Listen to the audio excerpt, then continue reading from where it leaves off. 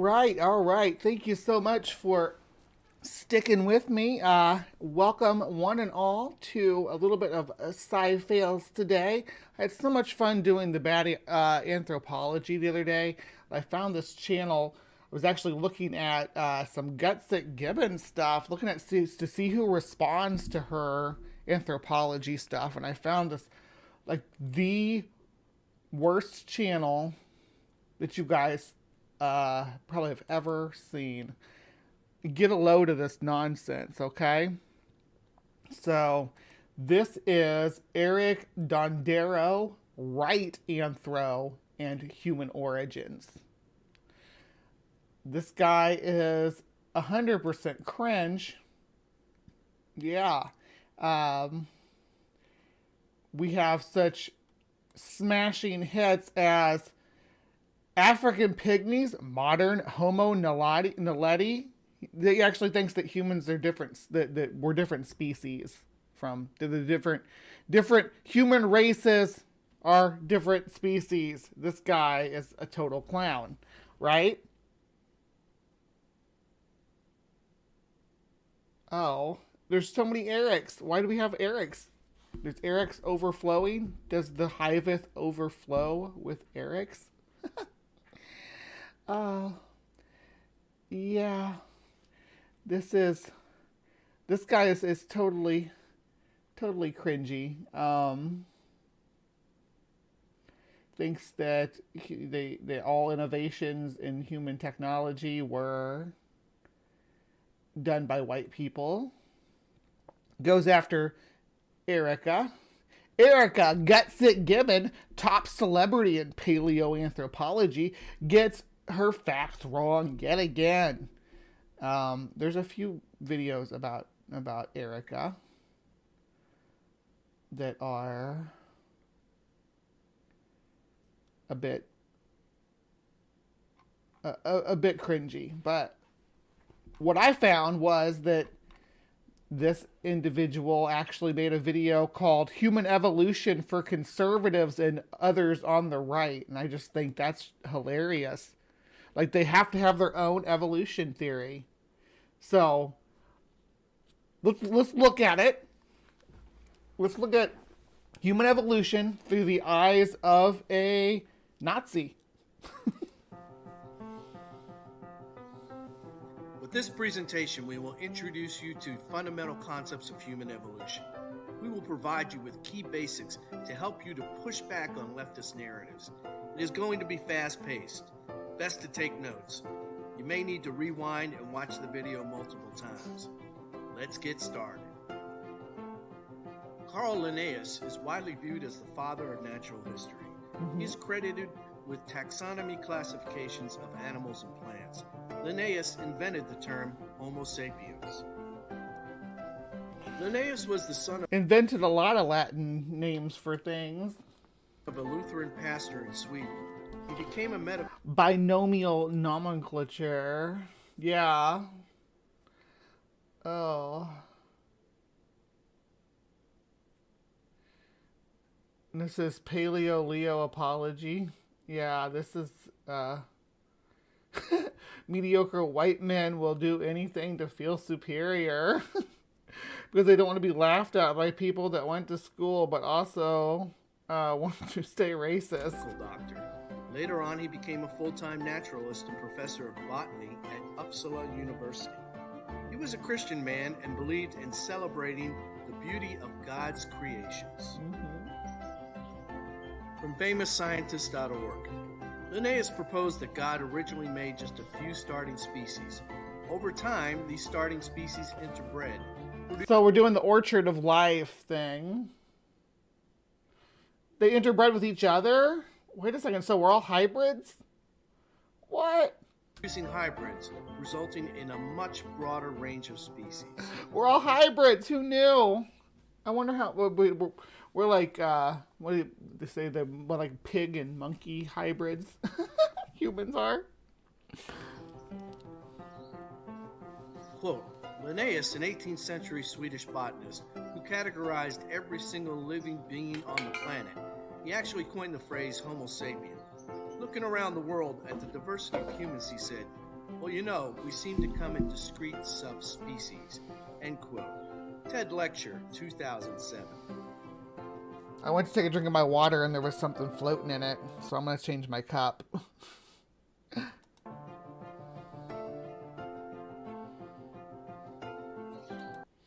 Because there's something floating in it.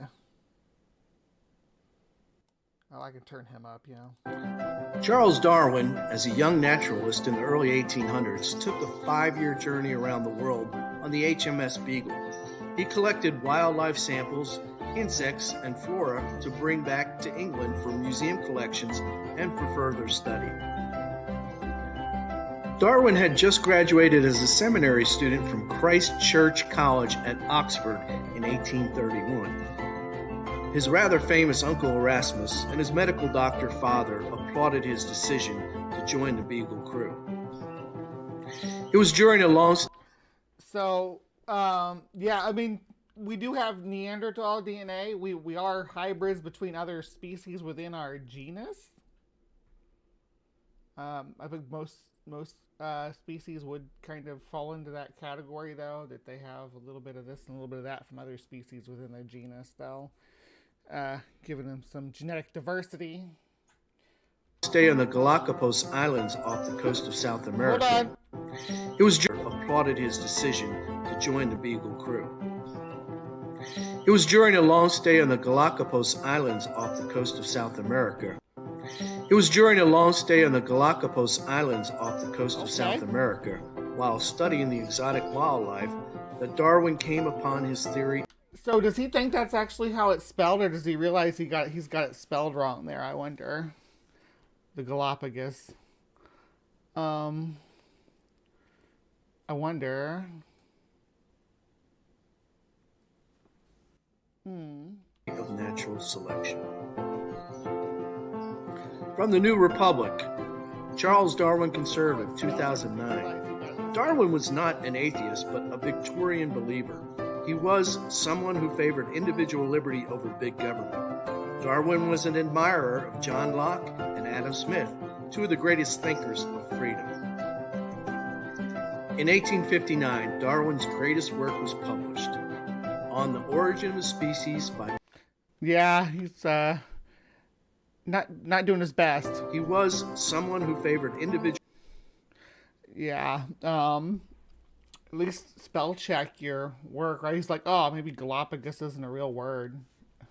Whatever he said, Galapagos or something like that, yeah.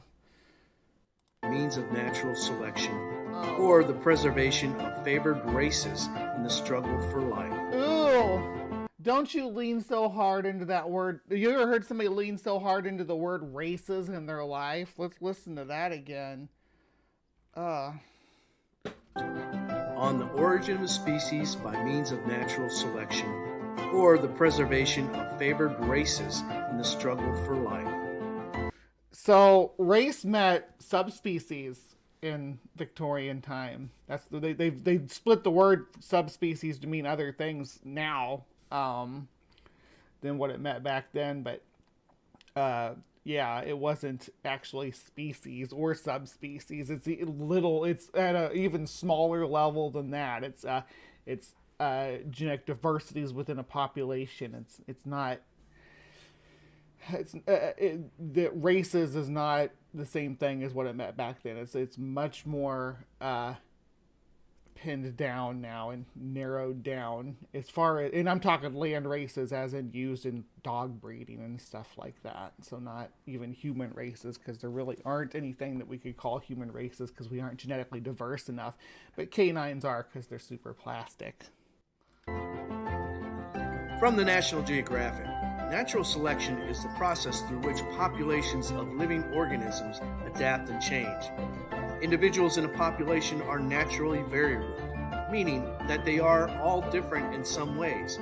This variation means that some individuals have traits better suited to the environment than others. But everything has good traits suited for some environment, though. They've everything that's surviving now has survived 6 major extinction events to whittle down and perfect its anatomy to survive in the environment that it's currently living in. Everything. Stop being weird about it, though, dude. Quote, there is no doubt that the various races, when carefully compared and measured, differ much from each other as in texture of hair, proportions of all parts of the body, the capacity of the lungs, the capacity of the skull, and the brain. End quote. Charles Darwin, Descent of Man, 1879. This is back in the time when people still believed in, like, phrenology and stuff like that, though. This isn't real. That wasn't the anatomical differences that were proposed by Victorian scientists did not pan out into reality. They were used as part of propaganda, though, to promote, like, slavery or to excuse slavery, and the butchering of native peoples around the globe, but they didn't actually amount to anything when you actually go in and take the measurements, like he was talking about, the anatomical measurements, the capacities of the brain and things like that. Those things didn't pan out. You know, that's what they used to say to try to keep black people out of sports too. Their lung capacity was different. Their hearts were bigger. All sorts of nonsense. That they had an unfair advantage. Same stuff they say about freaking trans women, but I digress. Quote, conservatives need Charles Darwin. The intellectual vitality of conservatism in the 21st century will depend on the success of conservatives in appealing to advances in the biology of human nature as confirming conservative thought. So you're going to try to push Charles Darwin on young Earth creationists? Good luck with that. You're going to try to push him on biblical literalists and right-wing Americans? I don't think that's going to work. I don't think that you have a snowball's chance in hell of making that happen. End quote. Larry Arnhart, political science professor, University of DeKalb, Illinois. Oh, here we go. The rise of apes. You guys ready to learn some conservative history about apes?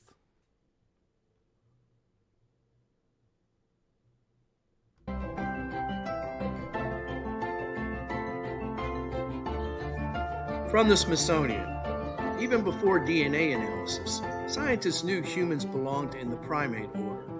Carl Linnaeus classified humans with monkeys, apes, and other primates in his 18th century taxonomic system.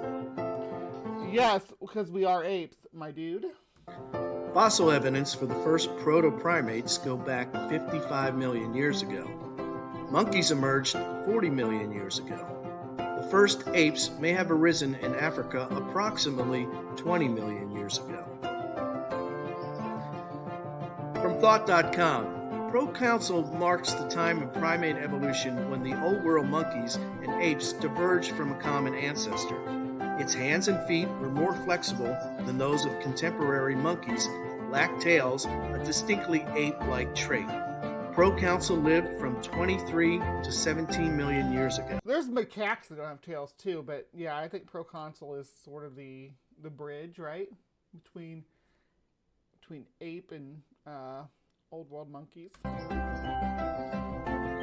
From MassiveSci.com, in 1948, Mary Leakey found an almost complete fossil skeleton of a slight ape-like species near Lake Victoria, later named Proconsul africanus. It is now considered the ancestral species of both apes and humans, which later split into two evolutionary paths.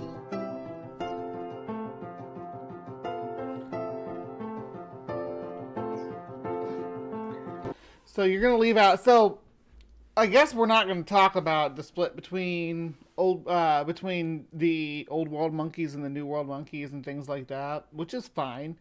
You think we'd talk about the split between the Asian apes and the African apes, though, because orangutans are sort of unique in a lot of their features, and they used to not be just the only clade. There was a lot of them that we've shared even into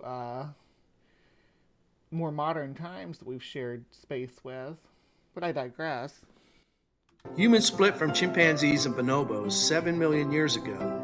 It is generally hypothesized that the split occurred due to climate change. Deep jungles gave way to open savannas and grasslands. Sahelanthropus chidensis was discovered by a French team in the western Chad Desert in 2001. It has been dated to 6 to 7 million years ago.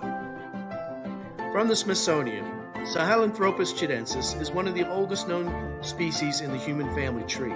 Human-like features included small canine teeth, a short middle part of the face. The head of Sahelanthropus was held on an upright body associated with walking on two legs. Yep, and then it had. So we're going to go through.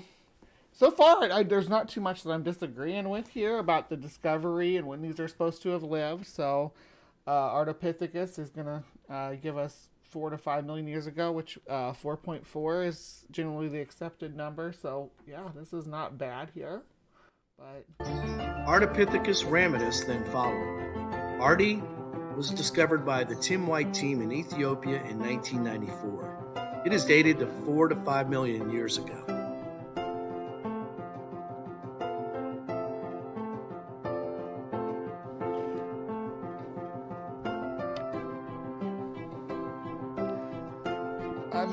In 1926, I sort of lost a little bit of faith when that this was going to be decent when he couldn't say Galapagos, though.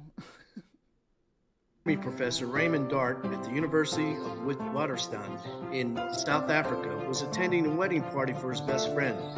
A crate arrived at the door. It was from a nearby quarry.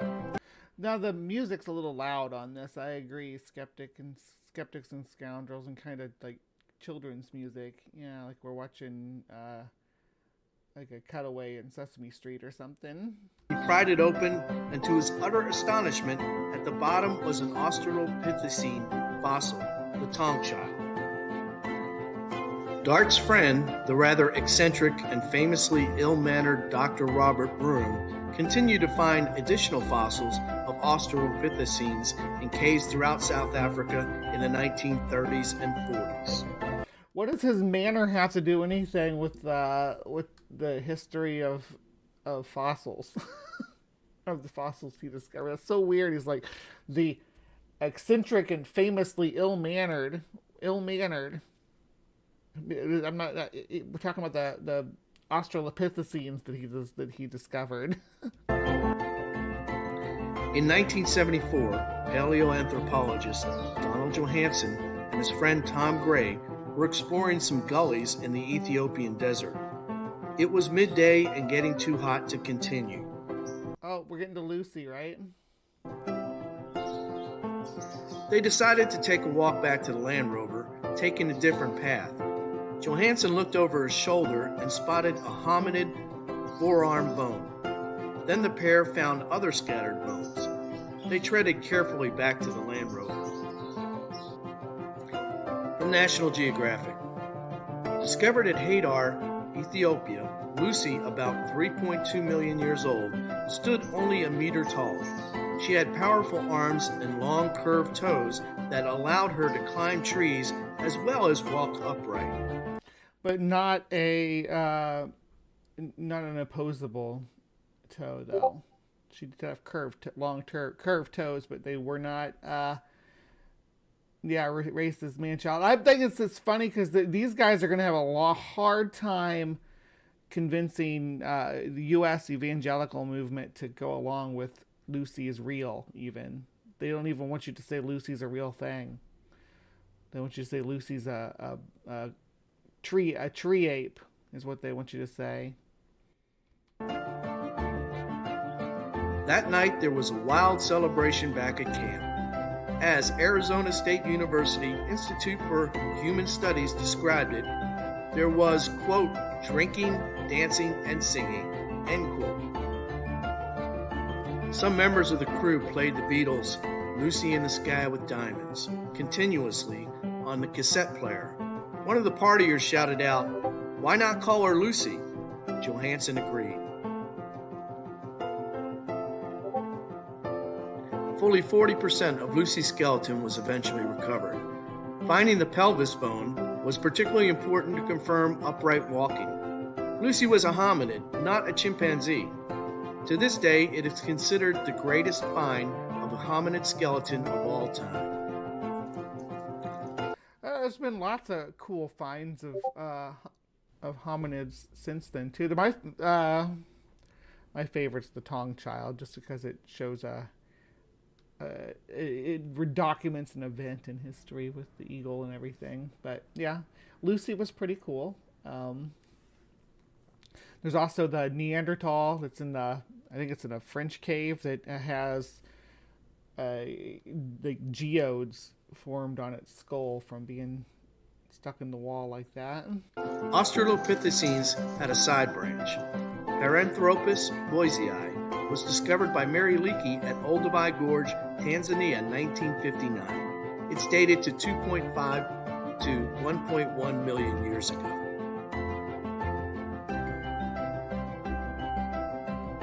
Yeah, Paranthropus doesn't have any living descendants though, so that's I guess that's why we're jumping over to the genus Homo. And Lucy's the only Australopithecine that we're going to talk about. The only Australopithecus species that we're going to talk about.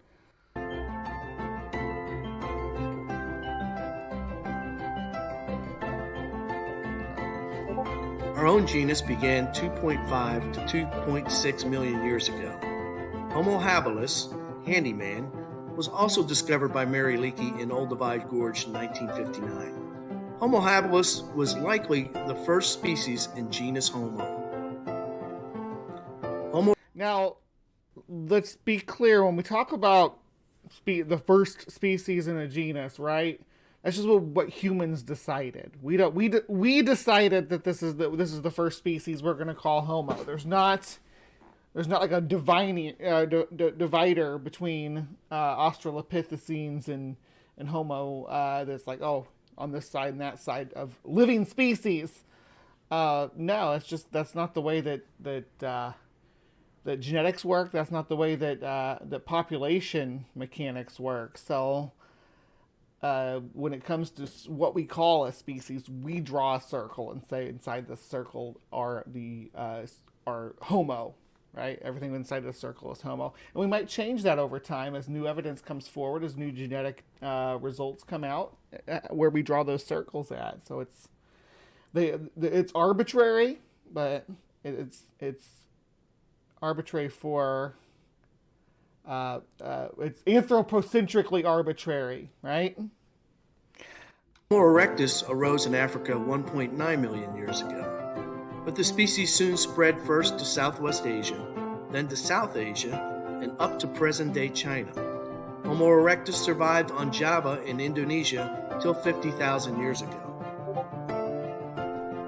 The first Homo erectus skull and bones were found on Java by an eccentric Dutch medical physician, Eugene Dubois, in 1890. That's the second person he's called eccentric. Why are they eccentric? I guess rich people were the people collecting fossils back then. Maybe it's just rich eccentrics, is what he's trying to imply. 91. Dubois was given prison labor by the Dutch government to conduct his excavations. Prison labor. Is that why he's eccentric? Luchador style, so we don't have to see his face. Yeah.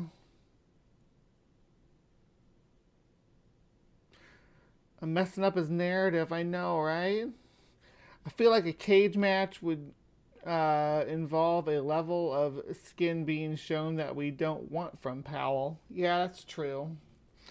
I don't want to see Powell in a Speedo. That would just... maybe he can wear like a full suit like Rey Mysterio. Well, even he shows his arms. After the emergence of Homo erectus, the fossil record gets increasingly complex. Paleoanthropologists call this the muddle in the middle. Homo heidelbergensis, for example, has been called poorly defined. The famous cowboy skull, dated 320,000 years ago, is assigned by some as Afro-Heidelberg. So Heidelbergensis is the like the branch between the ancestral between Homo sapiens and Homo neanderthalensis. So it's like a common ancestor between those two lineages, and so we would expect to find it in northern and maybe eastern Africa, and into maybe the Middle East, the Levant, and perhaps even into Europe, because yeah, that's where Neanderthals evolved, was in Europe and Asia. So yeah, let's see what this guy has to say about it. Others see it as its own species, Homo rhodesiensis. The fossils at Cima de los Huesos in Spain offer an alternative line. Homo antecessor, 800,000 years ago, with a modern human-like mid-facial region, could be ancestral to Neanderthals, Denisovans, and modern humans. In other words, he's trying to say that modern humans evolved outside of Africa. I think that they're gonna the idea that they like to push on this channel is that it's Mediterranean origins.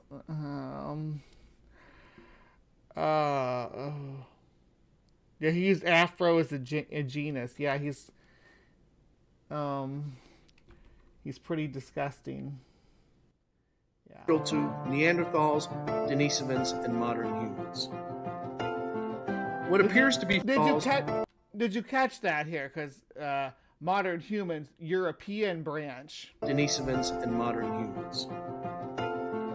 What appears to be fairly certain is that Neanderthals and Denisovans emerged on the Eurasian continent 400 to 550,000 years ago. The two branches likely diverged as a result of a glacial maximum approximately 400,000 years ago. And this is what he hates. He hates that that Homo sapiens basically came out of Africa and supplanted the European, the two European populations of the genus Homo, the Neanderthals and the Denisovans. It triggers him. It's because Africans conquered Asia and Europe. Deal with it. That's what happened. We're African. We're proud.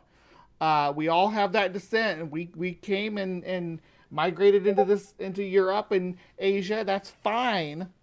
That's okay. You need to calm down. You are not a Denisovan. You are not a Neanderthal, no matter how much you want to be. You know, we have that tiny little percent of Neanderthal. There you go. We brag about that all you want. That's what he bases it on. He's like, white people is this. Real modern humans is this. Neanderthals roamed from northern Europe to southern Spain, all the way to central Eurasia. Denisovans lived from northern Siberia through Southeast Asia, all the way to present-day Indonesia. Another hominid... You leave Kaylee out of this. What's your problem? Kaylee didn't do anything to you. She's not a white supremacist. Emerged during this time period, Homo naledi in South Africa.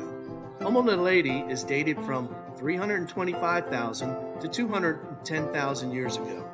The species may have emerged as a sister species to Homo habilis. Over on the island of... So, yeah, Homo naledi. Oh, yeah, we're going to get into Homo floresiensis. Is he going to say this is another species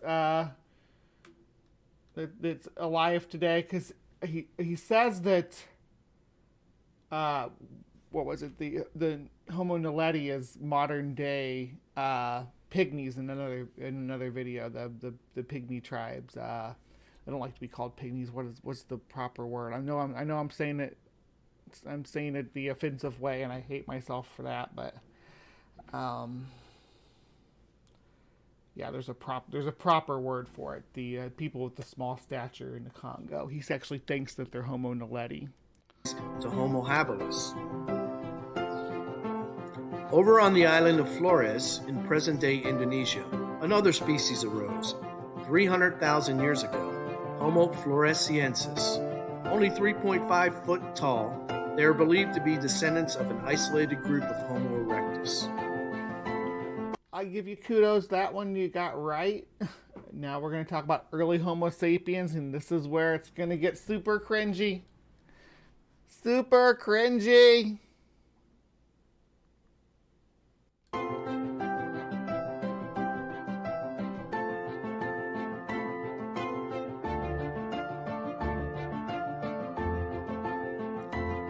Jebel Irhoud in Morocco is widely accepted as the first hard evidence of the emergence of Homo sapiens 320,000 years ago. However, Floresiensis merged with the sapiens after the Third Age. Is this Tolkien verse? Okay, so yeah, we're going to claim that 20,000 years ago. However, very recent fossil finds in Israel 120,000 years ago, Bulgaria 45,000 years ago, and redating of the Epidema 1 skull found in a cave in Greece 210,000 years ago suggest a separate origins path for Europeans. No, it doesn't. No, it does not.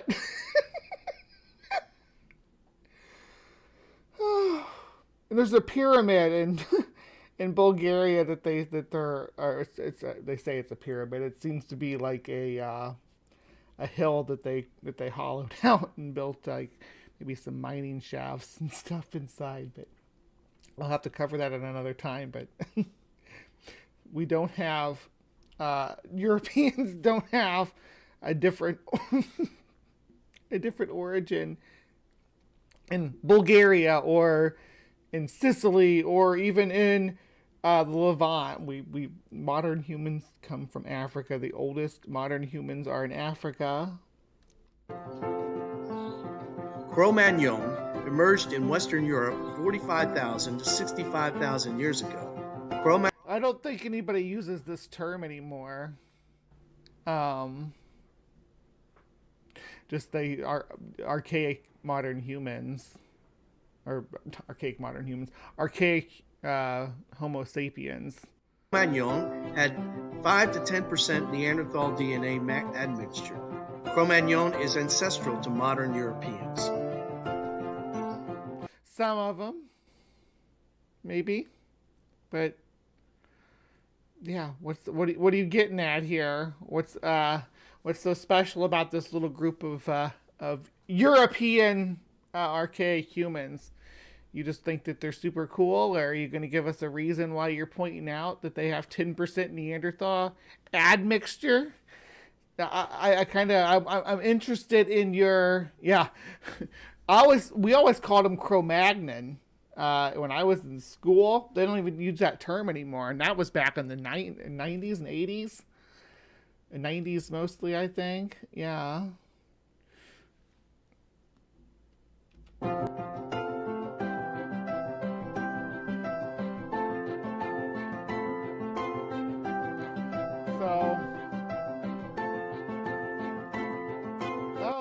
There's some friends I know. Well, a couple of them anyway. Oren and Eric. I don't know what Vosh has to do with this. Vosh doesn't do evolutionary science. Who's the pink-haired guy? And I don't know who the long-haired other guy besides Oren Ra is either. I don't know who this is down here. But leftists in evolutionary science, including some videos activists showed here. Do not expect those of us on the right to be well versed on human evolution topics. Leftists in evolutionary science, including some video activists shown here, do not expect those of us on the right to be well versed on human evolution topics. We have provided you with a great deal of basic information on human origins. It is our hope that you will take this knowledge and put it to work in fighting the leftists online, at work, and in your personal life. Yeah, do not go up to your people in your personal life and try to tell them that humans evolved in Europe and it's out of Africa is a false narrative. Please, especially if they're scientifically literate, you will sound like an idiot. They want to say that they provided us with, or their followers with information to help them. I think that this information is bad and easily debunked, right? I didn't even have to pull any sources up. We just had to let him cook, and it was bad because yeah, he couldn't even cite what he was talking about. Public policy issues such as mass immigration, climate change, property rights, crime, and cultural decline are influenced hugely by social justice activists who claim to have science on their side. I love that some video activists like Aaron Ra, Vosh, and Professor Snape. With some of the knowledge you have gained here, you can now call these leftists out on their lies, half-truths, slander, and blatant propaganda. The white people and black people are the same species is propaganda, guys. That's what we're supposed to take away from this. That's what they want conservatives to believe. Yeah. Please use our channel as a resource to help you to fight back. Be sure to watch our other videos for specifics on some of the many human evolution topics we have introduced to you here. We have even created a playlist, Evolution for Conservatives. Be sure to subscribe. Thank you for watching. Hit the like button, leave a comment, and please pass this video on to others. Thank you.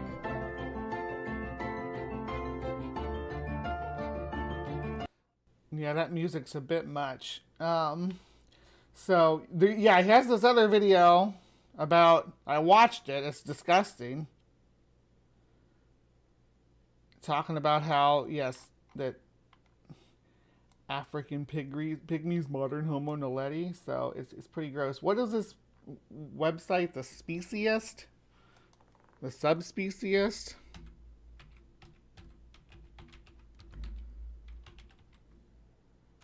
Is that a real website?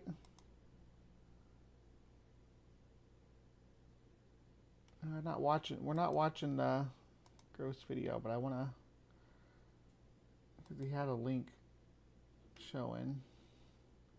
Where'd it go? Yeah, there it is.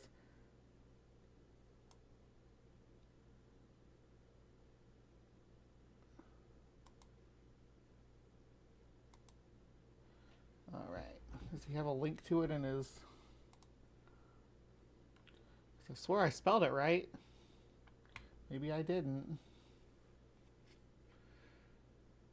Let's see. So we'll do subspeciest.com. Nope, it's a dead link. Leads nowhere. Subspeciest.com. Oh, I put a D in there. That might change things. Nope, it's still not there.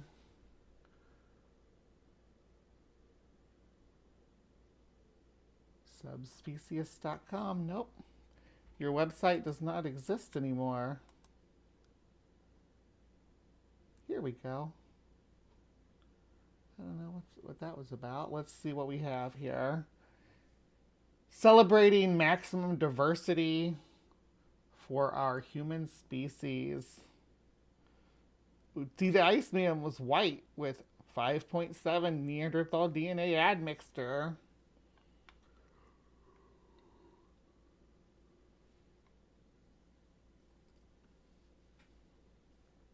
There's some cringy stuff here. Calling black people monkeys. Eek. What is subspeciesism? Let me get a drink. I'll drink this. Not exactly hydrating. No race is superior, no race is inferior. They are just a bit different. Stefan Molyneux.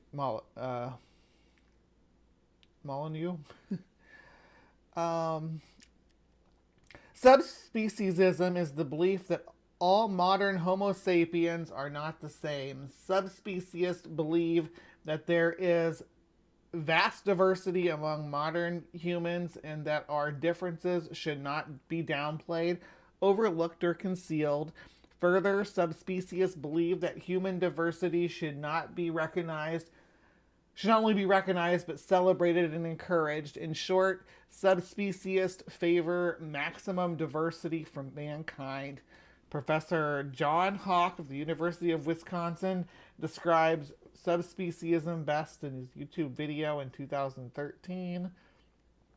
People around the world today are enormously diverse. They behave in different ways. Some of the differences we see today are differences in anatomy. We look at people around the world and we see that they're very diverse in the shape of their skulls and their height and other aspects of their biology. Yeah, you got to learn about things like the founder's effect on populations. It doesn't mean that they're different species, though. Wow. That's actually going to come back again and later on in the show. Subspeciesism is synonymous with human biodiversity, human species variation, or subpopulations. Race realism is also consistent with subspeciesism, though population diversity deniers often use the term in pejorative sense and wrongly associate race realist with racism. Ew. Not a cherry picking quotes from people. The word race comes from the word raza, the old Italian. Just because scientists have shown that there are genetic differences between populations. Yeah, but not a genetic differences to be a different subspecies, you buffoon. You realize how much anatomical and genetic differences have to be present for it to be a new subspecies, yet alone a new species. Roots of subspeciesism, it all starts with Linnaeus. Come on now. Modern human diversity, ethnic groups, significant Neanderthal DNA, or ethnic Europeans. Modern Euros uniquely adapted. Exception. Oh, you want to be triggered? European Neanderthal admixture could explain exceptional abilities in logic, reasoning, innovation, and adaptation to challenging environments. It could also account for unique phenotypic traits. Have you ever heard anything so disgusting in your life? What is wrong with these people? Some Neanderthal DNA seemingly gave advantages. Environmental. Well, yeah, because they were the people that lived in the mountains, right? Good grief.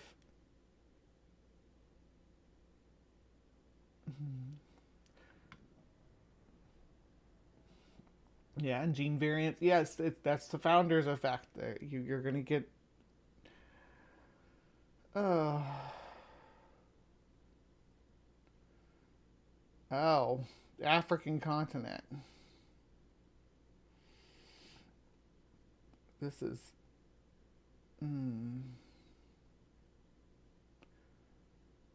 Introgression from late Australopithecine, Homo naledi, or some other archaic hominid. Oh.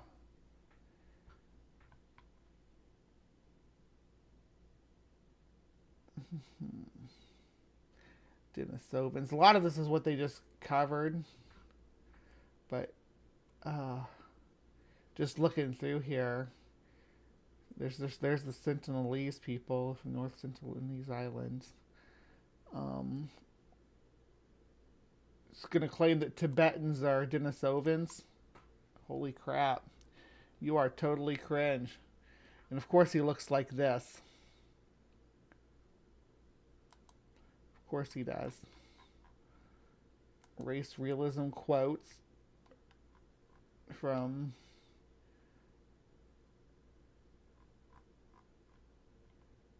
the cherry-picked articles. Oh, Boris Johnson. There you go. That's what you want to hear. Boris Johnson's take, right? Race realism versus racism.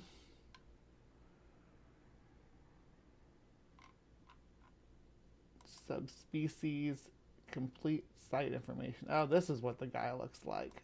Yeah, we saw his picture on the other site. Yeah. Dondero. Oh, are you the moderator and site editor? This lady here. So that's our site editor. Who else is on this? Is taking, putting their face on this cringy website? Oh, you don't want to put your face on here, Alan Van Arsdale? Yeah, this whole freaking site should just be called the Arsdale of the internet, because there's no subspecies of humans. There's no subspecies of humans. I don't know what to say. There's not. We don't have any extant subspecies of humans.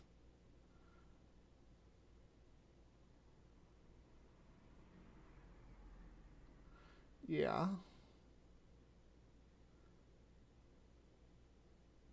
Anyway, yeah, I couldn't be a programmer. I don't know anything about programming. Yeah, I find just the cringiest bottom of the bucket kind of stuff for you today from this. I was gonna initially I was like, yeah, I should do the response he did to Guts that Gibbon, but it doesn't even talk. It's a slideshow with music. Top channel on YouTube for paleoanthropology. Oh, maybe it's not. Her videos typically gain over 100,000 views. Her video on Okay, we might have to come back and do this. I looked at a different one. I don't know which one I looked at, but it didn't have any words to it at all.